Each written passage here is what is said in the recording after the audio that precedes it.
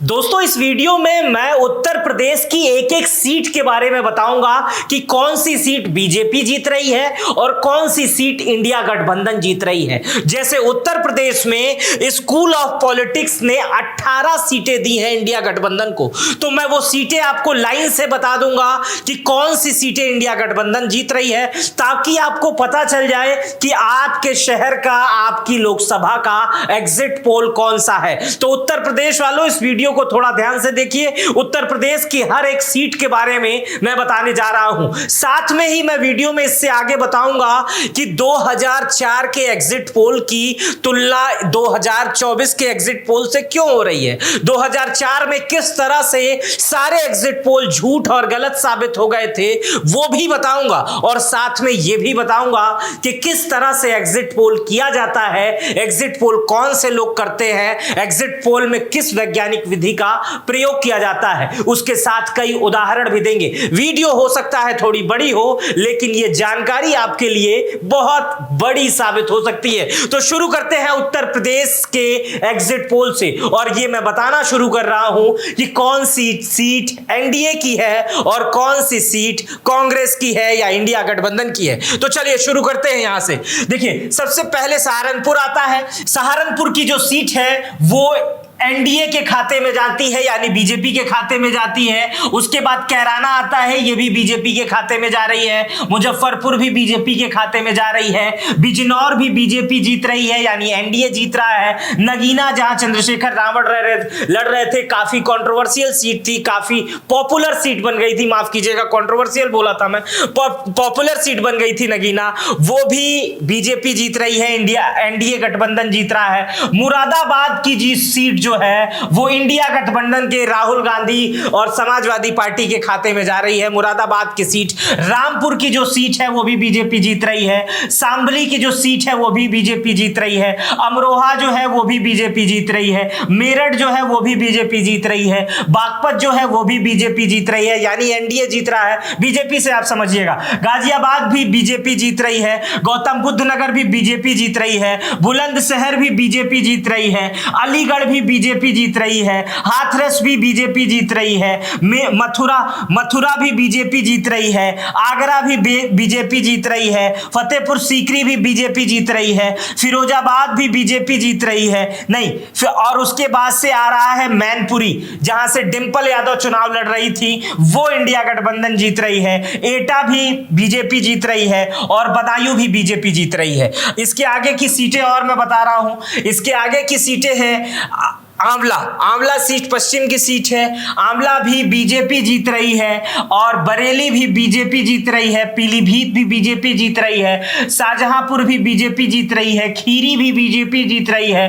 धरौरा भी बीजेपी जीत रही है। सीतापुर भी बीजेपी जीत रही है। हरदोई भी बीजेपी जीत रही है और मिश्रिख भी बीजेपी जीत रही है। उन्नाव भी बीजेपी जीत रही है। मोहनलालगंज भी बीजेपी जीत रही है। लखनऊ भी बीजेपी जीत रही है। अब रायबरेली सीट जहां से राहुल गांधी लड़ रहे थे वो कांग्रेस जीत रही है, इंडिया गठबंधन जीत रही है। अमेठी जो सबसे हाई प्रोफाइल सीट मानी जा रही थी उत्तर प्रदेश में, राहुल गांधी के बाद वाली सीट जहां से स्मृति ईरानी लड़ रही थी, वो सीट भी इंडिया गठबंधन जीत रही है, यानी बीजेपी की स्मृति ईरानी चुनाव हार रही है। अमेठी से बीजेपी के कैंडिडेट, कांग्रेस के कैंडिडेट ने स्मृति ईरानी को हरा दिया है इस एग्जिट पोल में। मैं आपको बता दूं ये स्कूल ऑफ पॉलिटिक्स का एग्जिट पोल है। इसके 20 लाख सैंपल कलेक्ट किए गए हैं पूरे इंडिया में। हर लोकसभा में लगभग 3000 से ज्यादा लोगों से इन लोगों ने बात की है।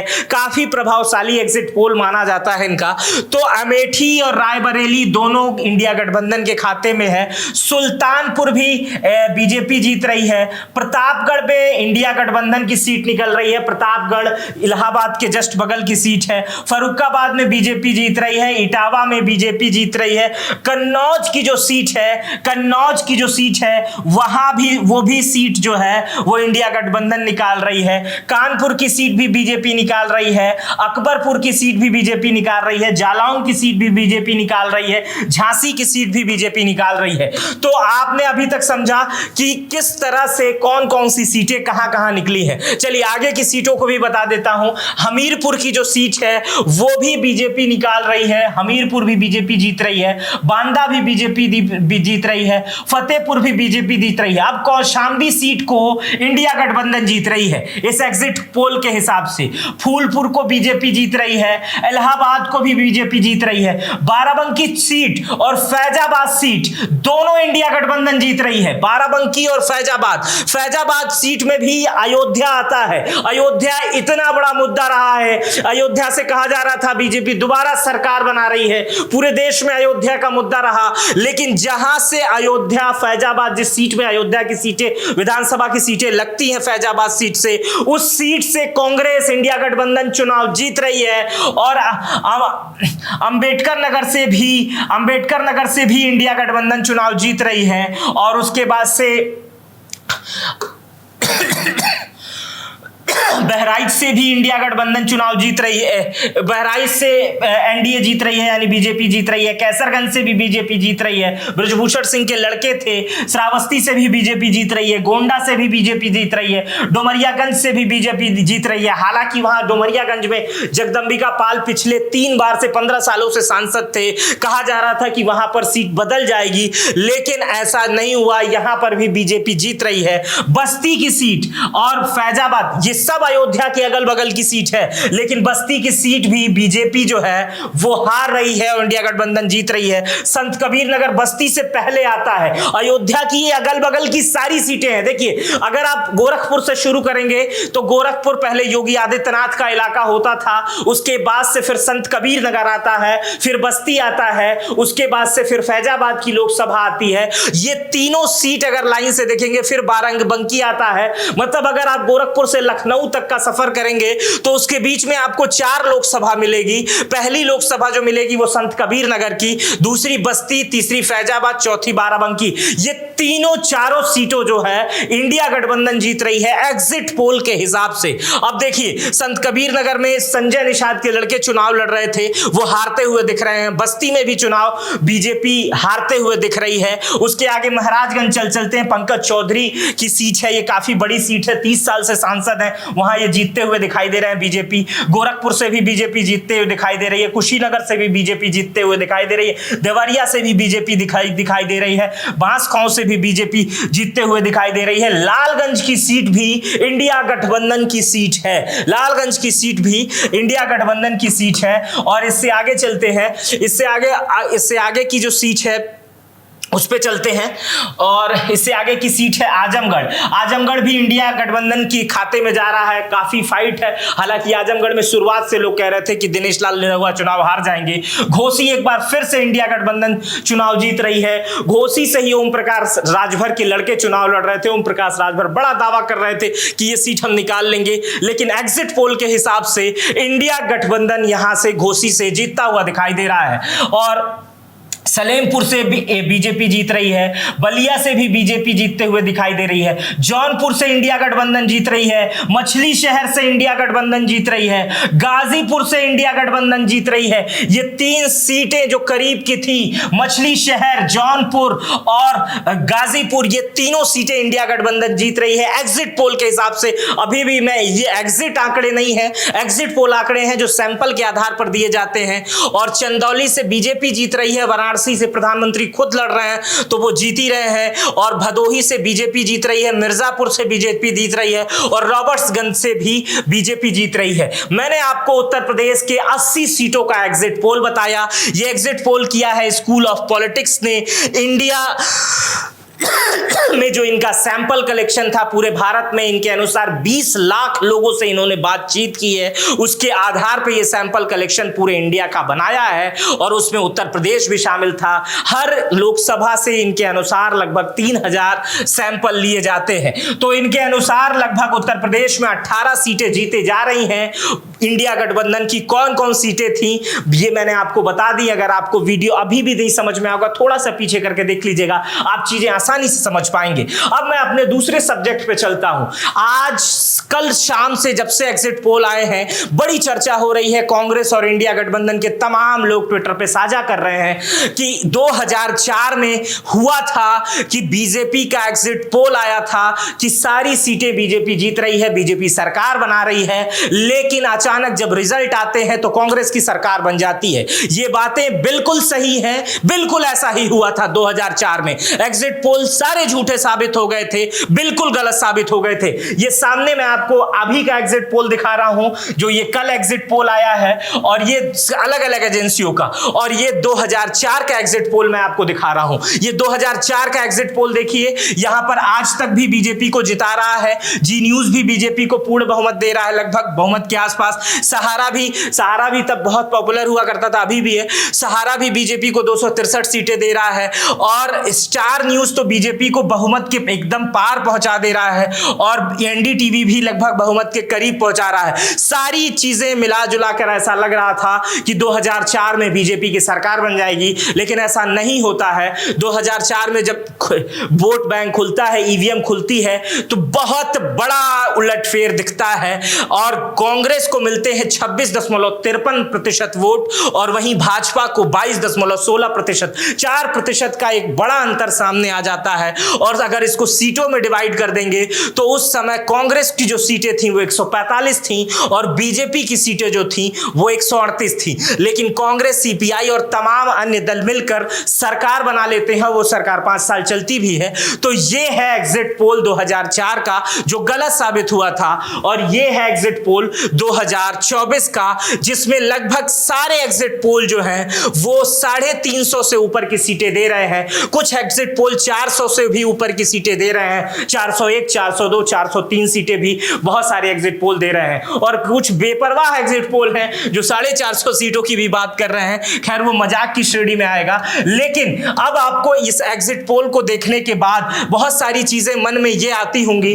कि आखिर ये एग्जिट पोल करता कौन है, ये एग्जिट पोल होता कैसे है, इस एग्जिट पोल को किया कैसे जाता है। तो चलिए मैं आपको इसी चीजों को समझाता हूं कि आखिर एग्जिट पोल ये होता कैसे है और एग्जिट पोल किया कैसे जाता है। तो चलिए, आपको सबसे पहले समझना होगा कि एग्जिट पोल किस नियम के तहत काम करता है। देखिए, एग्जिट पोल जो काम करता है वो रिप्रेजेंटेटिव ऑफ पीपुल्स एक्ट 1951 के सेक्शन 126A के तहत एग्जिट पोल को नियंत्रित किया जाता है। एग्जिट पोल नियमानुसार कि कोई भी एग्जिट पोल चुनाव के दौरान या आचार संहिता लगने के दौरान नहीं दिखाई जाती है, और जब चुनाव का अंतिम फेज खत्म होता है, वोटिंग खत्म हो जाती है, उसके बाद चुनाव आयोग से परमिशन लेके एग्जिट पोल का प्रसारण शुरू किया जाता है। अब आप ये सोच रहे होंगे कि सबसे पहले एग्जिट पोल कहां पर किया गया था, कैसे किया गया था। तो आपको सबसे पहले मैं बता दूं कि सबसे पहला एग्जिट पोल 1936 में अमेरिका में हुआ था, और अमेरिका में ये 2 लोगों ने ये एग्जिट पोल मिलके,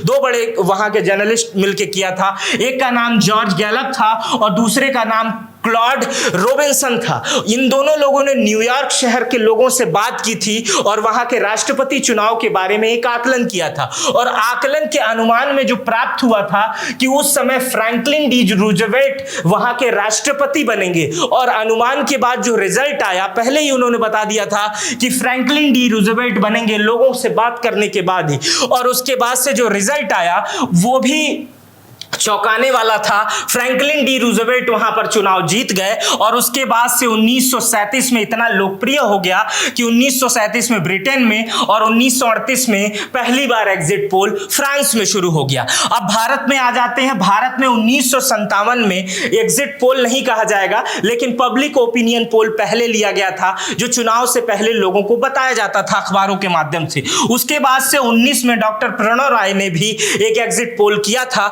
1984 में भी इस एग्जिट पोल को दोबारा किया गया था, और 1996 में दूरदर्शन में सबसे पहले एग्जिट पोल किया गया था। नलिनी सिंह आप पत्रकार हैं, उन्हीं के द्वारा सबसे पहले दूरदर्शन पे एग्जिट पोल प्रसारित किया गया था, जिसको CSDS एक सर्वे संस्था है, एग्जिट पोल की बहुत पुरानी संस्था है, उसने एग्जिट पोल को उसने ही सैंपल कलेक्शन का काम किया था।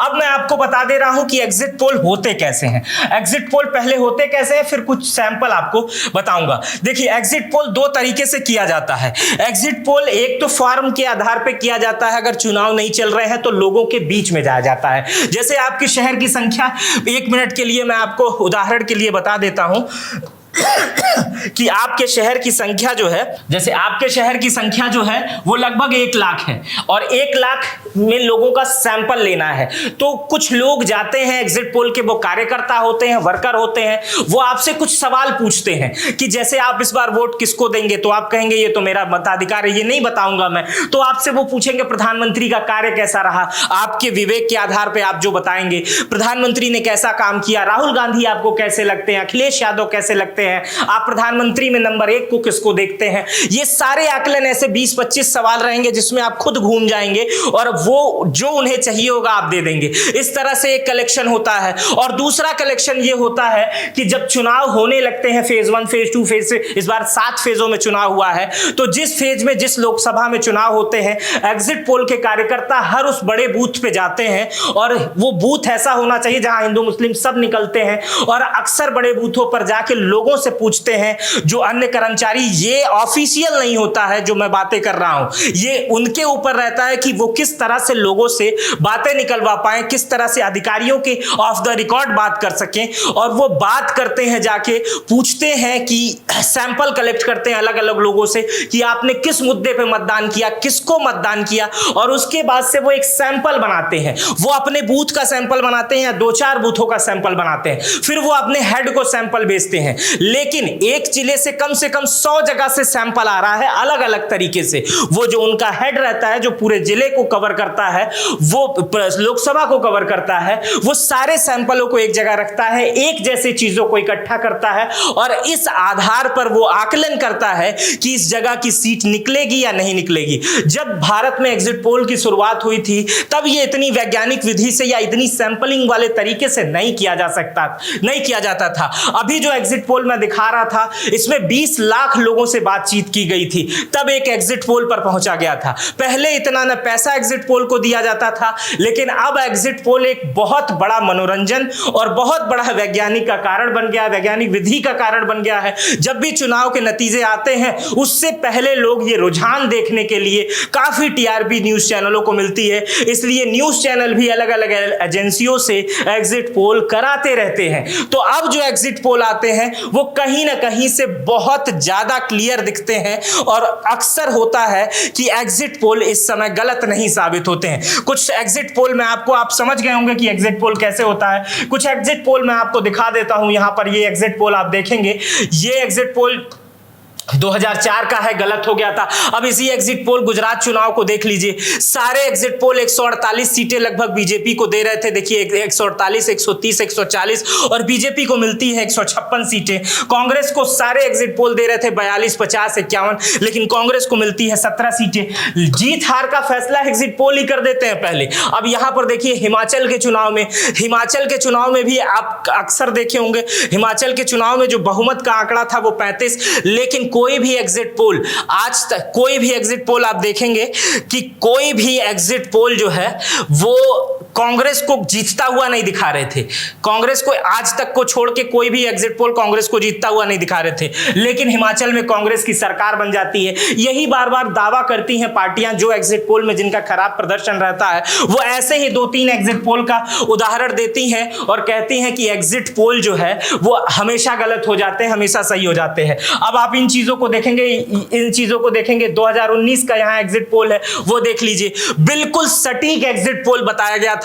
लगभग सभी एजेंसियों के द्वारा, सभी एजेंसियां कह रही थी बीजेपी की 300 प्लस सीटें होने वाली हैं, 300 से अधिक सीटें आ रही और सीटें उतनी ही आई। तो एग्जिट पोल एग्जैक्ट तो नहीं है, लेकिन एक आकलन है जो वैज्ञानिक विधि से किया जाता है और उसको जब जिसके पक्ष में आता है वो उसको साधुवाद देता है। विपक्ष वाले कहते हैं कि हम मतगणना के दिन का इंतजार करते हैं और अब तो तमाम तरीके के बहाने भी आ जाते हैं कि ईवीएम हैक हो जाती है, मशीन खराब हो जाती है, तमाम चीजें होती हैं। लेकिन खैर ये विपक्ष कोई भी रहे, अगर भारतीय जनता पार्टी हारती तो वो भी तमाम एलिगेशन लगाते हैं, बीजेपी कांग्रेस हारती है तो वो भी तमाम एलिगेशन, तमाम चीजें ये चलती रहती हैं। ये लोकतांत्रिक देश है, लेकिन अभी के एग्जिट पोल के आधार से मैं आपको बता दूं कि भारतीय जनता पार्टी की सरकार केंद्र में बन रही है। लगभग 350 से 400 के बीच सीटें आ रही हैं भारतीय जनता पार्टी की। एक बार फिर से नरेंद्र मोदी प्रधानमंत्री बन रहे हैं और एग्जिट पोल के आधार पर मैं ये अपनी बातें कर रहा हूं। नतीजे 4 जून को आएंगे, जो मैं आपको जरूर दिखाऊंगा और उस पर भी अपना विश्लेषण लेकर आऊंगा।